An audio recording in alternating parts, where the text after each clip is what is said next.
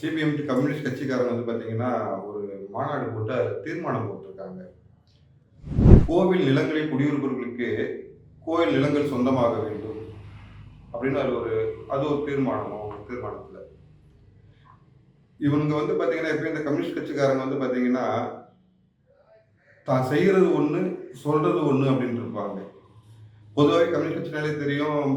இது கிராமங்கள்ல போயிட்டு மீட்டிங் போடும்போது சொல்லுவாங்க, அரசே நெல் கொள்முதல் விலையை உயர்த்து அப்படிம்பாங்க. அப்படியே அந்த டென்ட் கோட்டை தூக்கிட்டு வந்து நகரப்புறத்தில் போடும்போது அரசே அரிசி விலையை குறை அப்படிம்பாங்க.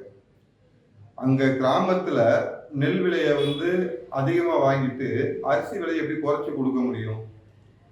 இந்த மாதிரி வந்து பார்த்தீங்கன்னா, கிறுக்குத்தனமான கேடத்தனமான செயல்களை வந்து இந்த கம்யூனிஸ்ட் கட்சிக்காரங்க வந்து செய்யறதுல வந்து எப்பயுமே வந்து முன்னாடியா நிற்பாங்க, முன்னோடியா இருப்பாங்க.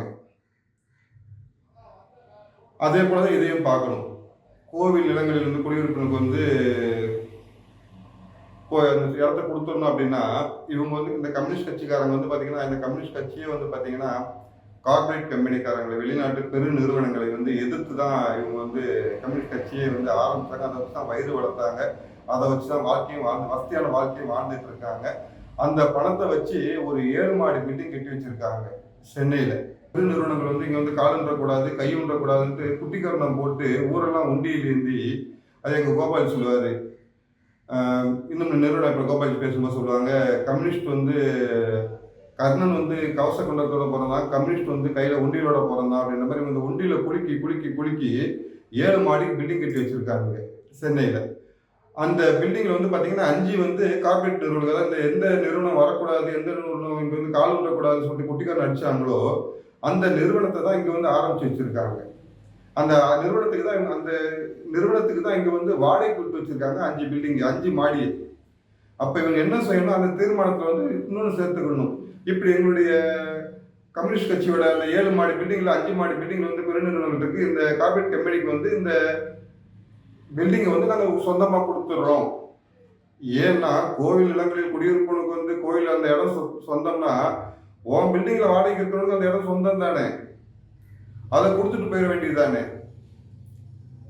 அதே போல இன்னொன்னு சொல்லணும், உங்க வீட்டு பெண்களோ இல்ல மனைவியோ வந்துட்டு கார்ல போனா கார்காரனுக்கு தான் பொண்டாட்டி சொந்தம் சொல்லிடுவீங்களோ? எனக்கு இன்னொரு சந்தேகம் இருக்குது இந்த கம்யூனிஸ்ட் கட்சிக்காரங்களை பார்க்கும்பொழுது. என்னன்னா, நாளைக்கு வந்து இவங்க பொண்டாட்டியை வந்து கால் டாக்ஸியில் அனுப்பி வச்சுட்டு அந்த கால் டாக்ஸிக்காரன் தான் என் பொண்டாட்டி சொந்தம் அப்படின்னு சொல்லுவாங்க. ஏன்னா அதில் தான் போயிட்டு இருக்காங்க. பஸ்ஸில் போனால் பஸ் டிரைவருக்கு சொந்தம்பாங்களோ? கொஞ்சமே அறிவு வேணாமா? எவன் வீட்டு சொத்து எடுத்து எவனுக்கு கொடுக்க போற? இந்தியாவிலே வந்து பார்த்தீங்கன்னா ஒரு கட்சிக்கு வந்து அதிகமாக சொத்து இருக்கிற கட்சி வந்து இந்த கம்யூனிஸ்ட் கட்சி தான். கேரளாவில் நிறைய இடத்த வந்து இவங்க வந்து வச்சிருக்காங்க. அப்ப நீங்க என்ன செய்யணும், உங்களுடைய கட்சிக்கு இருக்கிற சொத்தை போற அந்த குடியுரிமை கொடுத்துட்டு வந்துருங்க. இந்த சென்னை 7 மாடி பில்டிங் 5 மாடி பில்டிங் வந்து கார்பரேட் கம்பெனி கொடுங்க. கம்யூனிஸ்ட் கட்சி இருக்கிற சொத்துக்களை பூரா அங்கே யார் குடியிருக்காங்களோ, யார் வாடகைக்கு இருக்காங்களோ அவங்களுக்கு பூரா சொந்தமாக்கி அதுக்கு ஒரு தீர்மானத்தை போட்டு அதை சொந்தமாக்கி அந்த பத்திரத்தை பதிவு செய்து அதை வந்து பெரிய இதாக்குங்க. இப்படி வந்து நாங்கள் கம்யூனிஸ்ட் கட்சி சொத்துக்களில் வந்து யார் யார் குடியிருந்தாங்களோ அவங்களுக்கே கொடுத்துட்டோம் அப்படின்ட்டு. உடனே கேட்டாங்க, பொண்ணு கார்பரேட் சொந்தமாக கேட்டீங்கன்னா அது உங்க விருப்பம், அது நான் தலையிட முடியாது. ஆனா என் கோயில் எடுத்து எடுக்கிறது உனக்கு உரிமை கிடையாது, என் கோயில் எடுத்து குடும்பம் சொல்றதுக்கு உனக்கு உரிமை கிடையாது.